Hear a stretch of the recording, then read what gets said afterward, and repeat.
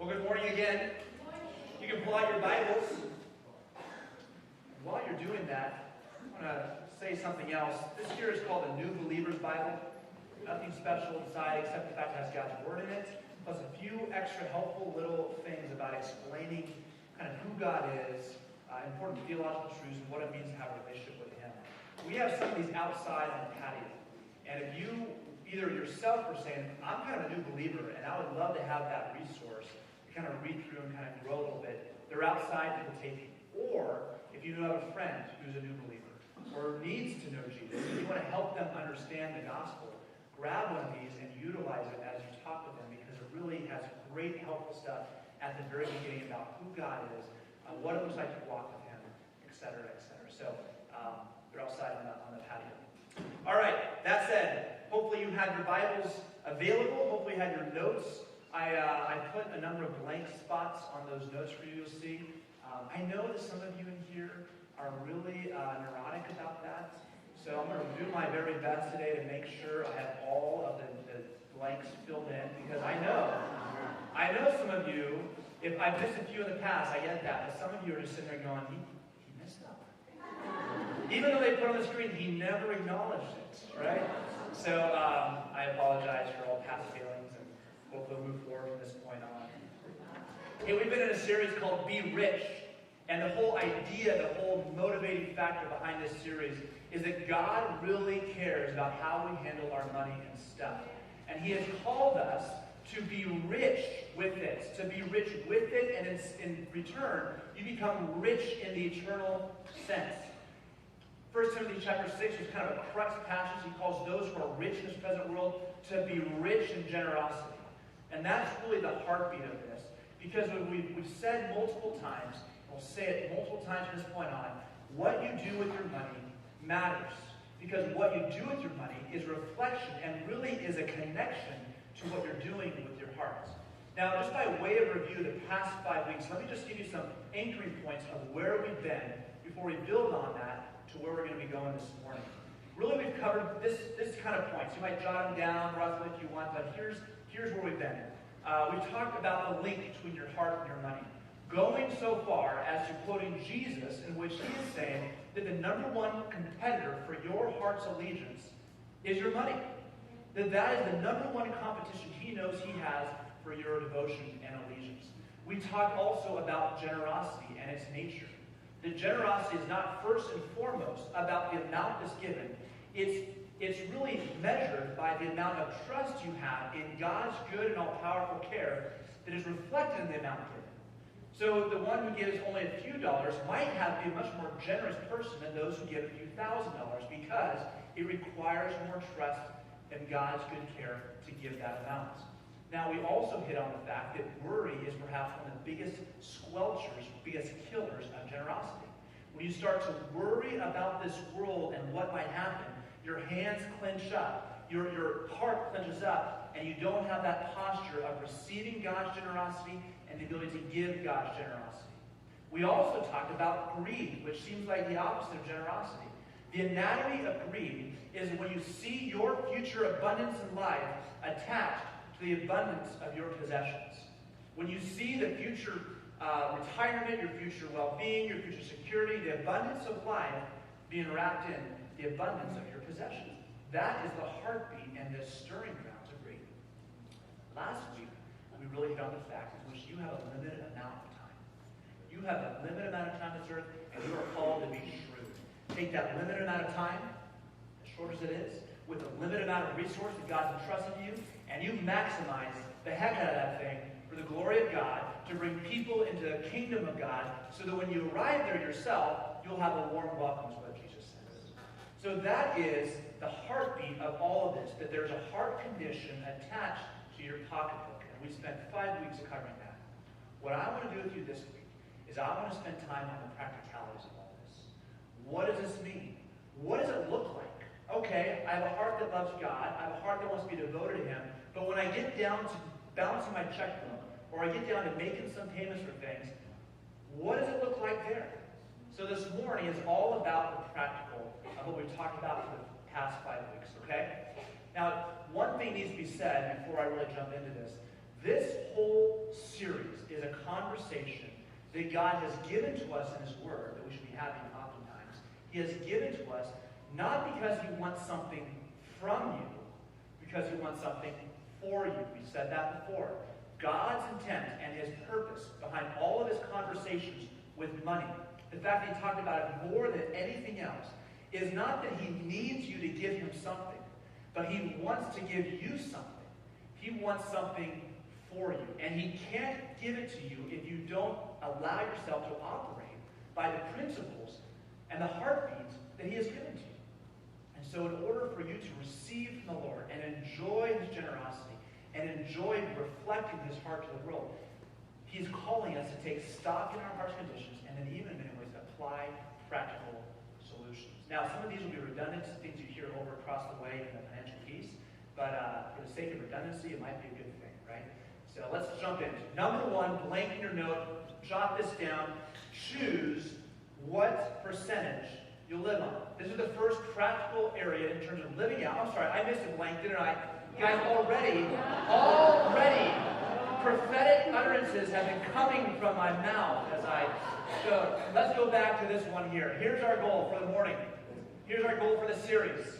To reflect our joy-filled devotion to God in our handling of money and store up eternal treasure. That's the call. That's our goal with our money. To reflect our joy-filled. Now you recall what joy is. I've said it multiple times before. Started talking about it back in September. But joy is that pervasive sense of well-being in God's good and all-powerful care. That you are confident that God is big enough, that God is strong enough, and that He's got you. Right? That's joy. No matter what the world system may say, God's got me and He can get me. So, there's a pervasive sense of well-being. I want to reflect that joy-filled devotion to God in the handling of my money and store up eternal treasures. Jesus touched on that.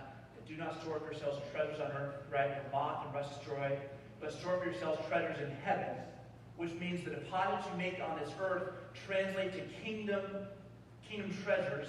How the accounts go, I don't really know, but Jesus connected the dots, so we should connect the dots as well. So we want to reflect and store. That's the goal of this. So here's some practical tips. Number one, here we go, other blanks in your notes. Choose what percent you're going to live on. Choose what part of the income that you have coming in that you're actually going to live on. This means you take stock in how much you're bringing in. You're taking stock in how much is going out. But this is what I know. Everyone here lives on a percentage of their income. Everyone here, whether you know it or not, lives on a certain percentage of income. I would suggest you actually know what that percentage is. Wouldn't it be smart to know what that percentage is? And here's an even smarter bit of advice. Why don't you choose what percent you'll live on? It's good to know it, but it's even better to make the choice, hey, this is how much we have coming in that God has given to us. This is how much is going out. Oh, and by the way, we're going to choose to live either on that amount or some other amount because we want to make sure that we're in control, stewarding our finances, and not our finances in control of our lives. Because if you don't know how much you're living on that percentage, you're going to constantly, unless you have just lots of money, bump up against 100%. You're going to find yourself saying, I got some more space in my budget. Of course I can bring that on. Pretty soon, you're bumping up against that. And based upon greed that's in your heart and the cultural norms, you're going to tip over. You're going to spend more than you have if you're not taking stock in how much you're spending. Now, the model we have for this, I think is a good model, is Jesus. I think Jesus is a great model for all kinds of things. And you're probably thinking, well, how's Jesus my model? Jesus had the glories of heaven at his disposal. Jesus, could he not make bread from rocks? There's plenty of rocks, right, to draw from. Jesus could make extra bread out of a small loaf. He could make extra fish out of a small fish, right? He had that ability and power. And Jesus only drew on those things periodically. And it was only when it was edifying other people. He only healed when it was for the benefit of other people. He only multiplied fish or bread. In the desert? No. I'm not gonna live on that that's available to me. I know what I have available. I know the amount of power, I know the amount of resource I have at my disposal, but I'm going to choose on living on this percent. On this percent. I'm going to operate on that because, here's the deal, because I am living in dependence upon my Father, not upon the amount that I have of resource available to me.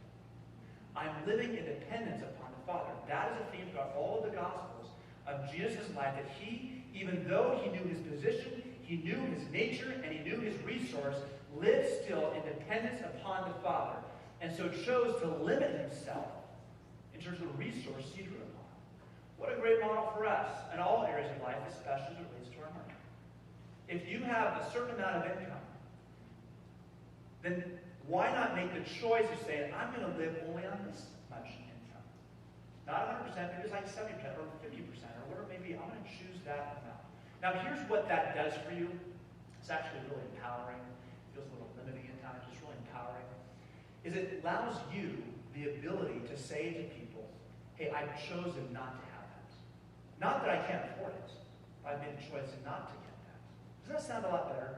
Don't you feel a lot better when you start doing it that way? And also, don't you realize as you make those choices, you're actually taking stock and becoming a better steward of what God has actually given to you? I heard a pastor say it this way, and I love how he said it, but he described it like financial planning.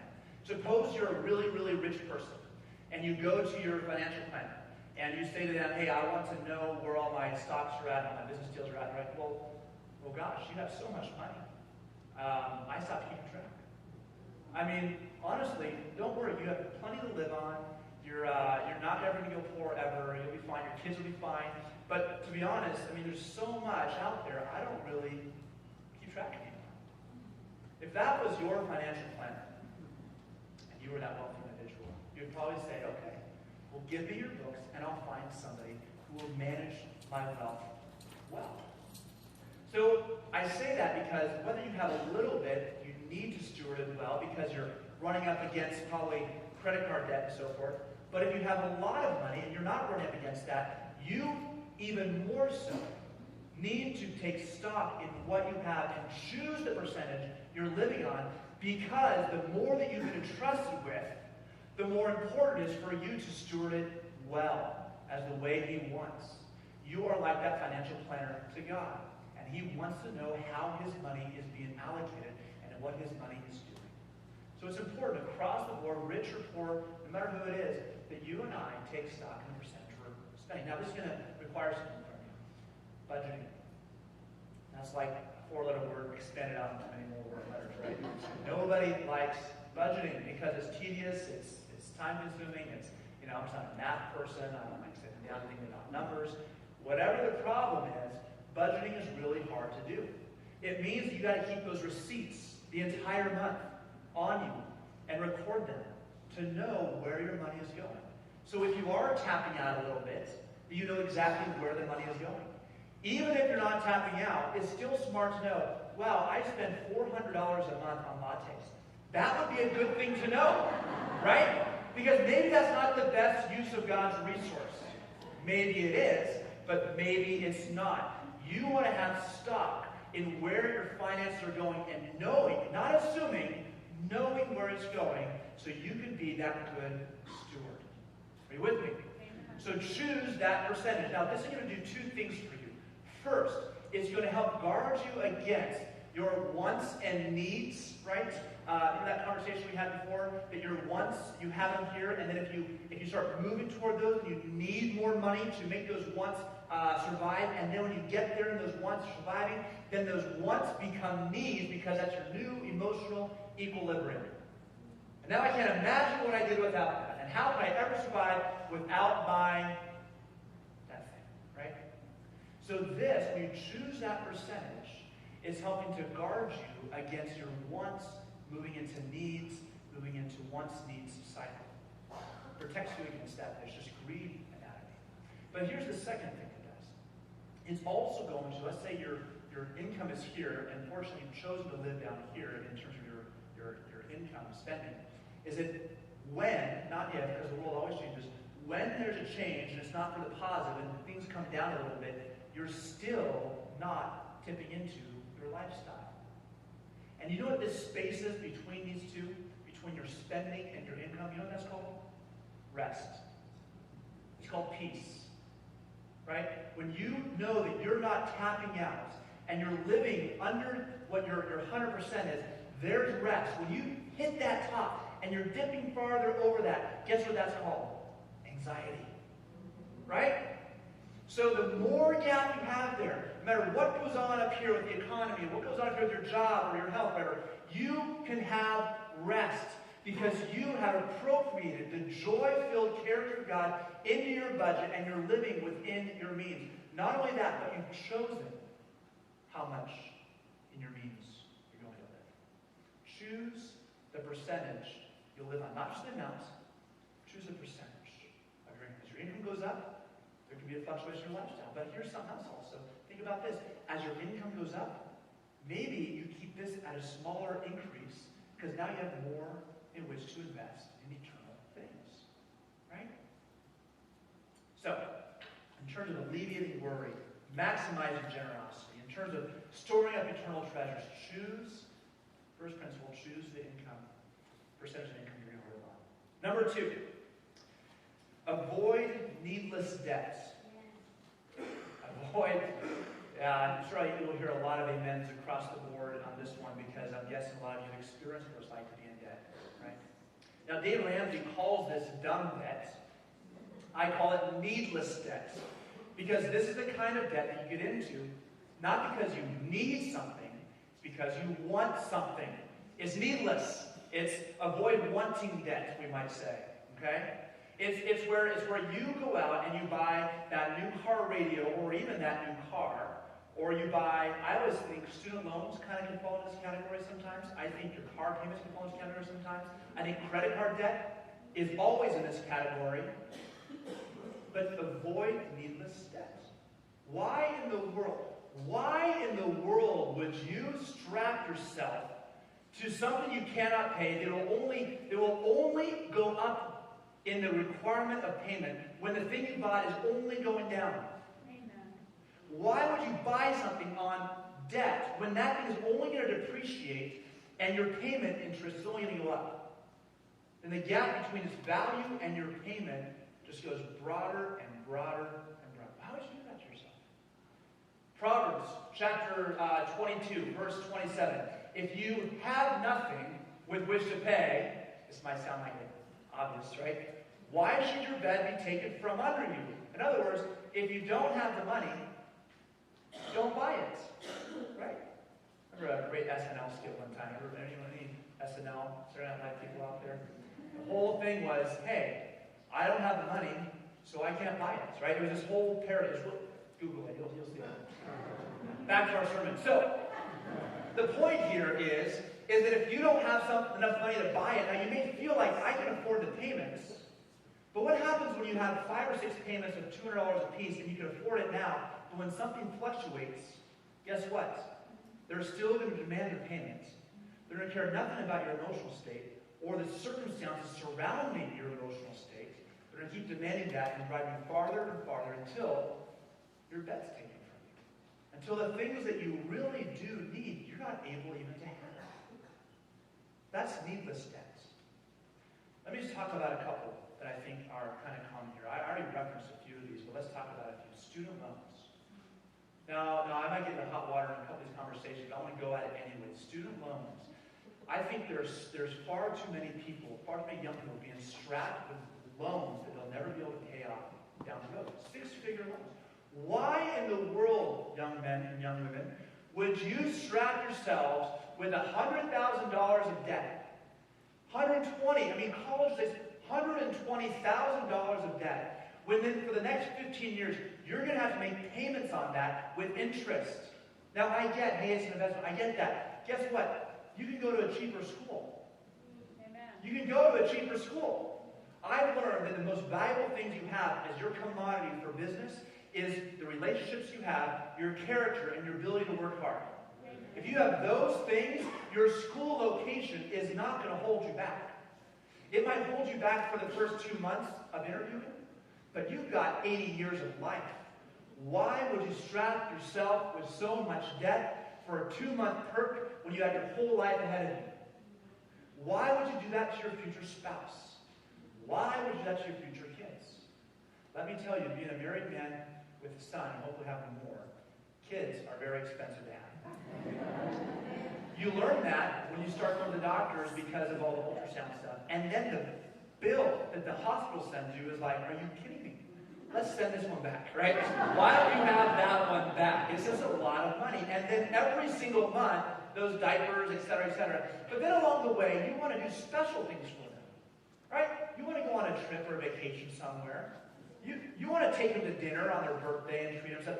You cannot have that financial peace, that rest in the midst of that when you really want to treat those people who are the most important to you if you are strapped with financial debt. You're strapped with student loans. Now let's talk about another one. Car payments. Yeah. Right? I mean, I get it. Cars are expensive. I mean, $20,000. Who has that kind of money? I get it. It's an expensive endeavor, right? But what about paying yourself forward? Now, I know you got to get out behind a ball and but start now and start paying yourself forward. So when you need that car 10 years down the road, guess what? $150 a month. Now, I know that, but let's take that number, right? That's $6,000. No, that's $1,500 a year. Am I right? Yeah, $1,500 a year. Times 10 years, that's $15,000 that you have at your disposal to buy probably a used car. But then again, when you buy a new car, you drop a lot, you lose value. So why would you do that anyways, right? Now you can stay in a place of just rest. Rest, non-anxiety, because you're living within your means. And you're paying less. You can buy more of a car down the road. Mine usually lasts 15 years, so I have a few more dollars to spend on my car when it comes around. But nonetheless, why would you do it to yourself? Now, some of you are in that place right now. I have a car payment. Well, here's my challenge. Start taking some money and putting it away. Getting ready for that next car. Getting ready to pay yourself forward. See, these are just a couple. I mean, there's so many others. Redoing your kitchen, remodeling. Here's the one area that I think debt is actually logical, or can be logical. Buying a home. I mean, homes are expensive. Who has hundreds of thousands of dollars lying around to buy a home? Some of you might, but most of you don't, right? Well, what do?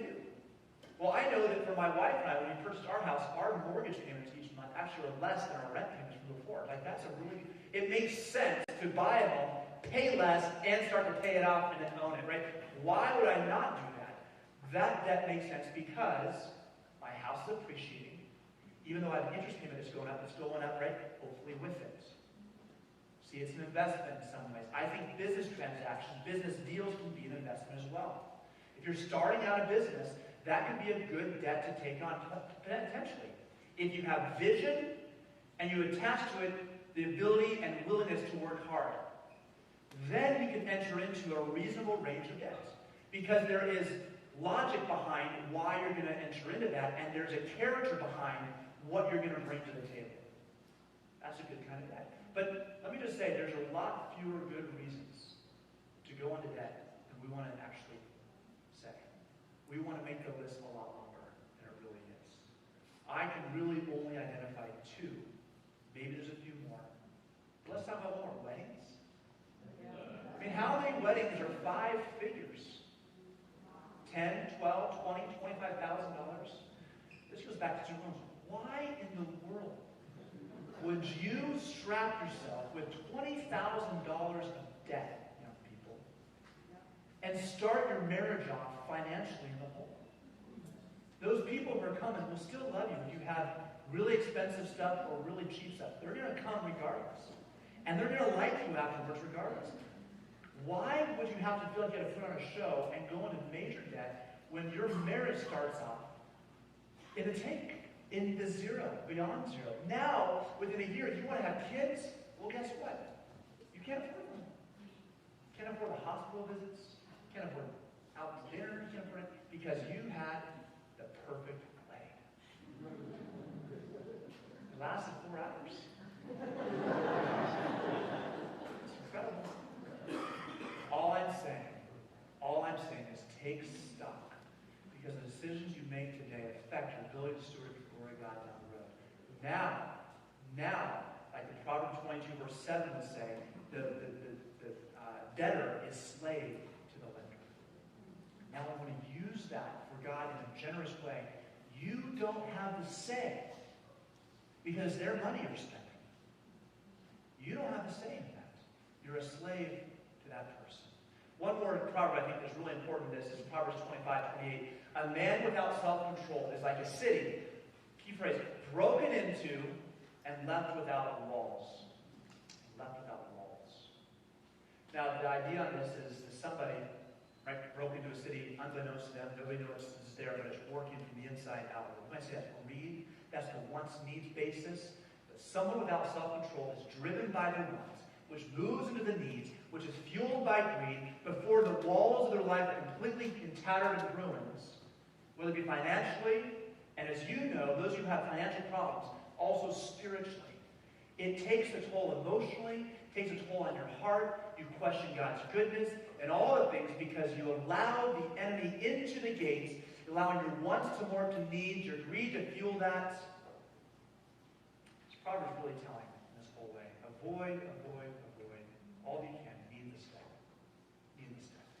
Now, let me just say a little quick caveat into this part. Some of you have to go to certain schools require, certain degrees require certain kind of schooling, and so there's another reason why that might work, right? Because you are investing and you're willing to do the work for that lawyer degree or that medical degree, you name the thing. So, but avoid needless debt.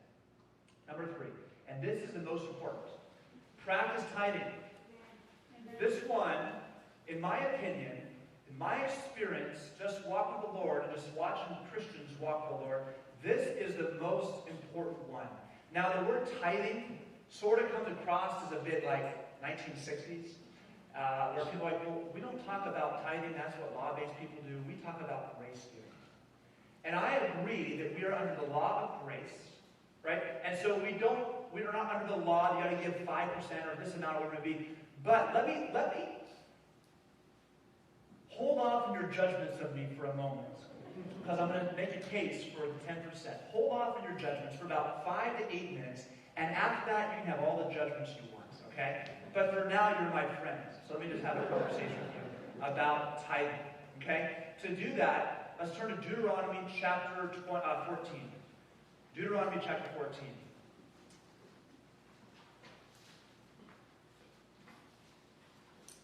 All right. From 22 to 29, you have what I believe is the most clear, kind of succinct set of verses about this tithing practice of the Old Testament. Yes, it was established then. The idea of it was that a tenth of all that you brought in income-wise was to be used in some way. This describes that some way. But it was a tenth. Tithe means tenth. And this is where it goes, starting in verse 22. You shall tithe all the yield of your seed that comes from the field year by year. Now, this is talking about, so let's say you have a field and it produces 4,000 bushels of crop. 10% of that would be 400 bushels of whatever that is. If you have 400 animals and you have 10 new ones, you would have to give one of those animals in a tithe to this, right? The 10% of all that's going on. So, and before the Lord your God, in the place that he will choose to make his name dwell there, you shall eat the tithe of your grain, of your wine and of your oil, and the firstborn of your herd and livestock, that you may learn to fear the Lord your God always. And if the way is too long to that location for you, so that you are not able to carry the tithe, right? It's kind of hard to carry 100, 400 bushels of wheat. That's a lot of wheat to carry. So, or grapes or oil. He says, for you, which the Lord your God chooses to set his name there, then you shall turn it into money and bind up the money in your hand and go to the place that the Lord your God chooses. And spend the money for whatever you desire. Oxen or sheep or wine or strong drink, whatever your appetites crave, and you shall eat there before the Lord your God and rejoice. You and your household. Now that was slaves. That was the middlemen. That was everybody who was a part of your economy. If you were a landowner, you had slaves, you had workers, you had middlemen. All those people were to be at that feast. Oh, and by the way, And you shall not neglect the Levites, who is within your towns, for he has no portion or inheritance with you. So you get to this place, you have all your stuff, and you say, come, let's have a meal on God. Let's have a meal on God. It's going to be a grand meal. My slaves and my middle management, we're all on the same page before God, and he's covering the bill. With the bounty of this last year's harvest, he's covering the bill, and we're going to celebrate him. That happens for 2 years. On the third year, verse 28, at the end of every 3 years, you shall bring out all the tithe of your produce in the same year, so that year, and lay it up within your towns. And the Levites, because he has no portion or inheritance with him. Now, Levites are like the priests or the pastors of that day in an interesting way. And the sojourner and the fatherless and the widow who are within your towns shall come and eat and be filled, that the Lord your God may bless you in all the work of your hands that you do. So here's the picture. You have a great harvest, or you have a wheat harvest. Regardless, you have some income that year, and you are to set aside 10% of that income, whatever it may be. You're to journey to locations that God established where you can kind of celebrate these feasts in his presence. This is for 2 of the years. You bring it there, you have a massive feast. You invite the lowest of low, you invite everyone in your household, and you invite the Levites there. You might even invite some extra friends. Say, we have extra food. Come be a part of this. Come celebrate. You might even invite somebody whose walk with the Lord is struggling. Come and be a part of this. Let's celebrate to the Lord. Let's eat in his presence, acknowledging that all of this came from him, and we are partaking in his bountiful provision. That's 2 years. The third year, instead of having that feast, you take all those goods and you bring it and you put it in the storehouse, so the Levites, those who are ministering God's goodness to them, will have their income. Now, by the way, that's not just wheat, but it's also animals. So it's kind of like you giving stock options. Saying, here's a goat, which will produce milk for a long time, right? And you get 2 goats, by the way, a male and a female. So they're going to have kids and goatlets walking around, and you're going to be able to produce those and have your own kind of economy there. See, it was sort of giving them their welfare and their increase as time went on. When their kids had kids and their kids, there's more for them to expand as well, being taken care of. So this was designed around 3 purposes being accomplished. And I have them written on your sheet there, actually blank, so you can fill those in. The first one is to celebrate God's goodness with the community. You bring the community together and you celebrate God's goodness to you. You let him carry the tab. You let them know he's carrying the tab. You have a feast in his honor, and you invite as many people as you can. The second reason is to provide for the people and systems that minister God's goodness to you and advance the gospel in the world.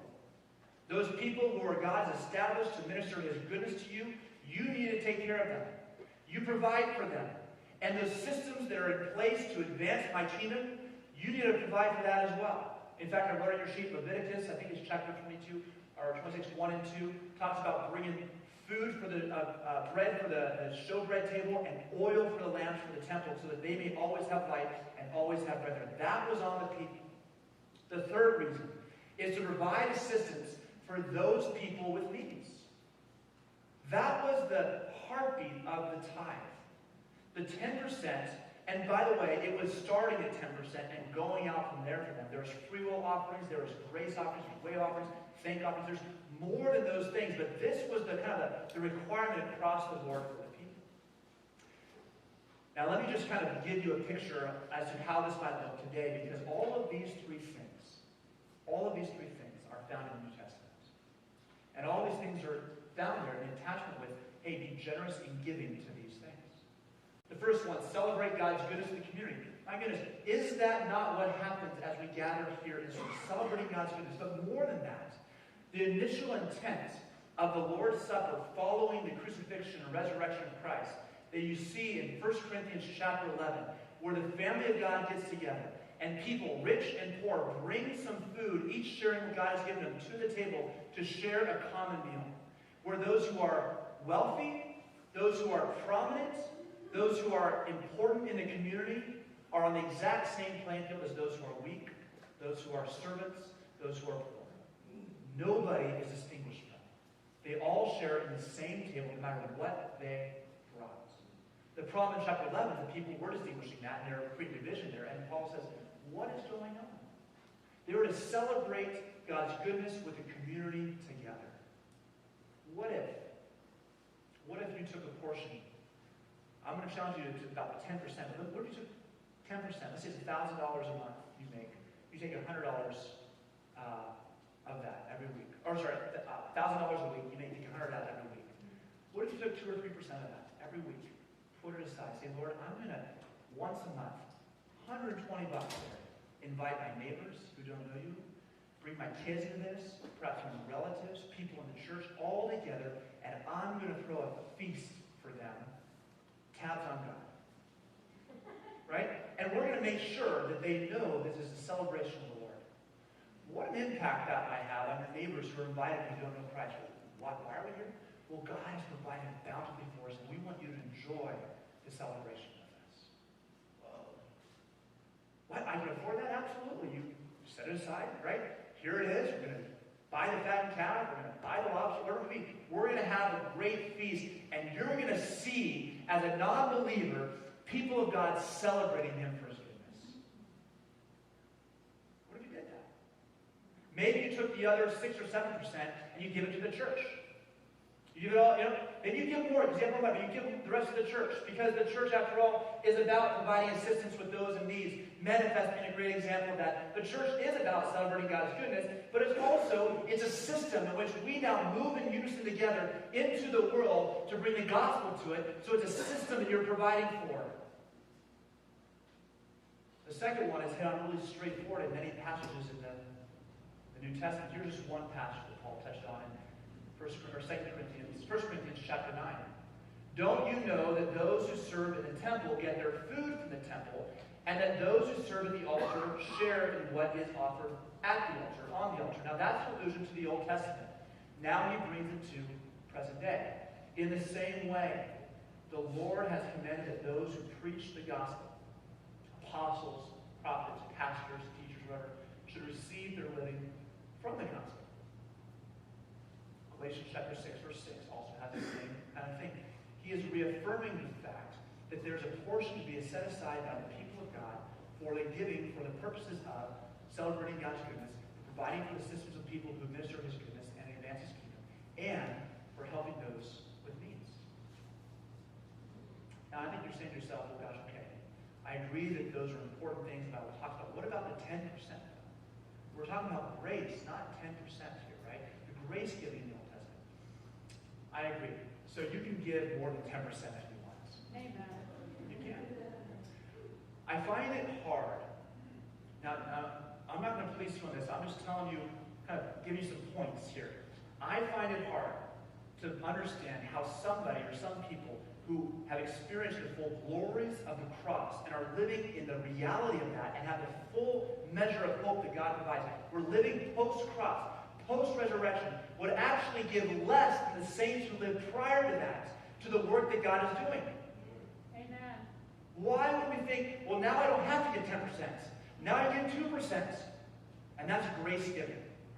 No. The fact that I actually am beholding and enjoying the full measure of God's goodness to me and understanding the purpose of all that's going on, why would that not fuel even more giving?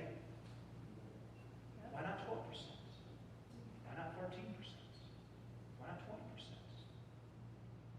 See, if you're going back to our first point, right?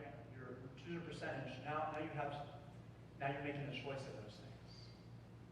Avoiding this debt, you have some space in your world to make those decisions. So it is, you're right. It is grace giving. And I think what Jesus would say to that is grace. Now, how much do you trust me? Let's go make some impact on this world. How much do you trust me? How much are you going to be giving for that eternal reward that you know is coming? And as you use your money, your heart's attached. I want you to realize the amount of dependence you have on me and my goodness. So how much are we going to do together? I would say practice tithing. Here's, if you have your Deuteronomy still open, just a couple phrases here about the blessing that comes from giving this tithe. If you look at verse, I believe it's 23, the end of it, he says, that you may learn to fear the Lord your God always. That's a statement of heart. As you give, 10% can seem like a lot, especially when you don't have a whole lot. But as you give that amount, as you give it You are learning that it is the Lord who provides. You're reminding yourself, teaching your heart, it's the Lord that provides. You will learn to fear me, that I am the one who gives and I take away. I am just only here to serve and honor you in that sense. But it's more than just the heart also. It gets to a practical side. Go down to the very last phrase, the last sentence of that, verse 29. That the Lord your God may bless you in all the work of the hands that you do. He may bless you. Now this is where I can't give you tit for tat and say, if you get 5% or 5% increase, I don't know. But it just says, he will bless you in the work that you do. Is that not, when you go out and be a carpenter, or go out and be a doctor, or go out and be a teacher, that's the work of your hands. I want God to bless me in this. This is just somebody saying, hey, trust me with your finances, and then I can trust more to you along the way. And if I don't trust more money to you, trust me on this. I'm going to infuse you with a greater amount of joy and a greater amount of happiness. Is that not really what you're trying to buy with your money? Amen. I'll give you those true riches along the way. You're going to see people's lives change and impact. And it's going to fill you. And that money will seem like nothing to you. Is that not why we have this wealth? When we see somebody's life change, when you see your children walk with the Lord, when you see somebody walk in a way that was different from before, is that not fuel? Is that not what we're starving for? Yeah. We forgot that because we're so filled with our account with our money. We want to keep that.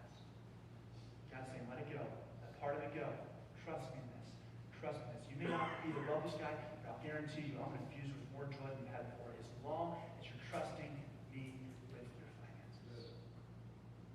So, practice tithing. Hopefully, from this point on, you can have whatever thoughts about me that you want to have. You can disagree and never come back, and that's fine. But I just want you to hear what the Lord, I believe the Bible is saying to us, what God is teaching us about our relationship to that money in a practical sense of how to steward it. Fourthly, now this one sort of comes out of kind of situational experiences I've had, but I think it's really important. It cuts across all this entire week, we all experience it. But establish receiving boundaries. Establish receiving boundaries. What I mean by that is that each of us in our lives, younger people have this more commonly.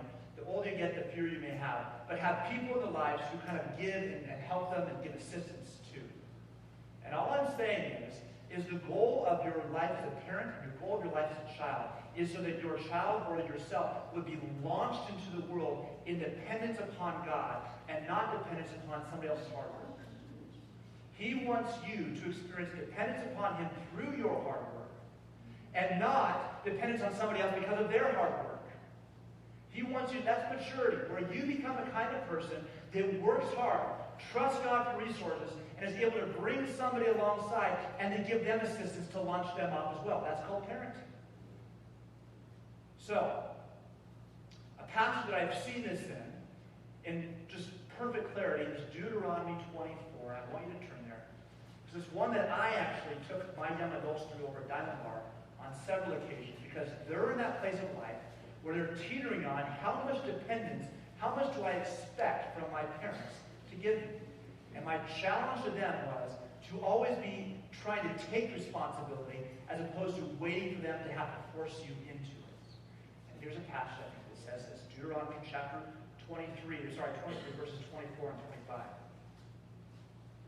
If you go into your neighbor's vineyard, you may eat your fill of grapes, as many as you wish, right? But you shall not put any in your bag. You can't show up there with your laundry bag and just stock up and go grocery shopping in the vineyard. But if you're walking through, you can get some, you're hungry, yeah, have some grapes. And you know what? That person shouldn't say, how dare you take my grapes? No, it's generosity. Yeah, enjoy. If you have a need, enjoy. But just don't bring your bag. Just don't bring your crate. Don't pull your car and load up my grapes in the back seat, right? Just for the day. Next one. If you go into the neighbor's standing grain, you may pluck the ears with your hand, but you shall not put a sickle to your neighbor's standing grain. That's it. Grab it, enjoy it. You're hungry, eat some. In fact, Matthew chapter 12, the disciples are walking through the grain fields with Jesus on the Sabbath, taking some, crunching it up, and eating it for lunch. They got in trouble for that because it's the Sabbath day, but nonetheless, that's what they're doing, right? Somebody else's field.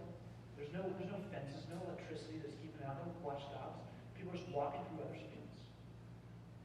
So they're basically saying is those who own the field, don't be so, tight on this. Let people enjoy what's growing there. The edges are for the poor. The people passing through, they can take some grapes. They can get their fill. But those of you who are filling up, you don't get dependent upon them. That's not your sugar place, right? That's not where you come for your bounty. That's not where you get your money from. You don't take there and go sell in the market. That's not yours to do. You got to build boundaries of what you're willing to receive in your life. Now, this is really important for those of you who are watching your kids kind of go from adolescence into adulthood. Those of you who are in that stage right now, and the rest of you, you're either watching it or you're about to experience it.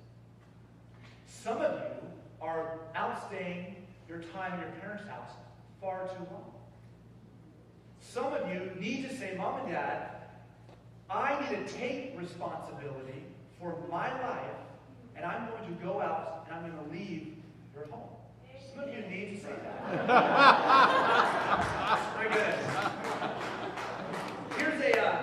Here's a statement that I sort of have said a few times before to other people, but don't rely on someone else to be responsible for the responsibilities God has given to you. Don't rely on somebody else to be responsible for those responsibilities God has given to you to be responsible for. Don't be dependent upon the provision of somebody else's hard work. You should be dependent upon God's provision based upon your hard work. See, that's what the Bible is drawing us to always. It's called maturity. It's called adulthood. It's called the ability to bring somebody under you then and to give them the able standing and to launch them off. But that's the goal of parenting. To launch people, to launch your children into the world as fully functioning, capable adults to the glory of God. So how do you do that? Well, each kid's a little bit different, right? But there's got to be a handing off responsibility and expectation of them taking more responsibility along the way. And the longer you wait, the harder it's going to be. Some of you have found that your kids are now married and have kids of their own, and they haven't learned that lesson. And now it's really hard because there's poor grandkids, right? It is easier when they don't have a spouse. It's easier before they have kids to do this. So start having the tough love early on them. And kids, students in that age of life, you take the initiative and you start pursuing that. Take responsibility for getting that education, even if you don't know if it's what you love to do. Just get it and start pursuing what you need to pursue in life so you become somebody who takes responsibility for what God has called you to be responsible for. Make sense? Yeah. Good. Man, can you tell that's sort of a sweet spot? All right, there we go. So there's four practical applications really that I hit on this morning, and there's more, but there's not fewer than four. Okay. Now this whole series, like I said before, is really based upon this statement. God is looking to give something to you. God wants something for you, not from you. That's where all of these applications, all of these principles, all of these passages really are stemmed out of. And it's because of that. Actually, you might say, it's because what we see in God that we trust that. Because God, 2,000 years ago, sent his Son to die on a cross. To serve you and I, because we have a sin debt that we couldn't take care of. And he came to pay the bill. He came to say, you have a sin debt that you cannot pay. I'm going to endure the full measure of that wrath that is due you. And I want you to let me do it. I want you to receive from me in that way. I don't need something from you. I want something for you. And the cross says that straight up. What's really appropriate is at the end of our series here, we're going to enjoy communion.